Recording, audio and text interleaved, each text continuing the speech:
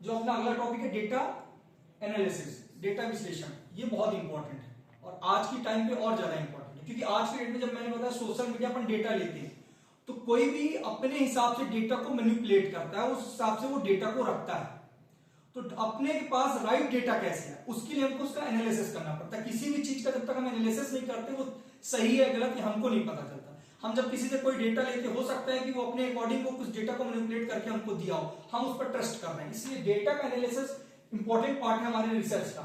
जैसे हम जानते हैं कई बार होता है हम देखते हैं यहाँ पर यूजर नंबर, चार्ट्स, ग्राफ्स, इन सब चीजों का चार्ट भी हमें कोई दे रहा है। किसी भी डेटा का हमें जब कोई चार्ट मिलता है, क्या उस पर जो नंबर्स हैं वो राइट है या नंबर किस वे पे लिए गए, किस पॉइंट पे लिए गए, वो हमारे लिए बहुत इंपॉर्टेंट करता है। फिर हम आते हैं mix method, use both more complete understanding.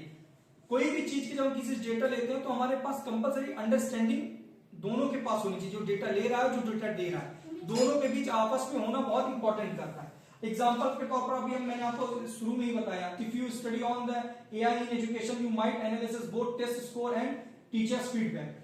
जब हम आज एआई के टाइम में देखते हैं, आप लोग भी देखते हो सोशल मीडिया में कई वीडियो मैनिपुलेट कर देते हैं जो बिल्कुल सही नहीं होता है, और वो हमें कैसे पता चलेगा सही है? जब हम उसका ये जो दो पॉइंट है अपने पास, टीचर्स फीडबैक, अर्थात जब उसे हम डेटा का फीडबैक देखेंगे। जो लोग अपने कंप्यूटर में देखते हैं एनालिसिस होता है, जो वीडियो एनालिसिस करते हैं, वो लोग जो एनालिसिस करते हैं, जब इनका हम फीडबैक देखेंगे कि यह सही है। किसी भी चीज पर एक बार में विश्वास करना ये हमारी मूर्खता होती है, मैं समझता हूं। हमें किसी भी चीज को जब तक हम रिसर्च, अगर हम रिसर्च स्कॉलर हैं अर्थात हम रिसर्च कर रहे हैं, तो रिसर्च का पहला बेस है कि उसका एनालिसिस करना।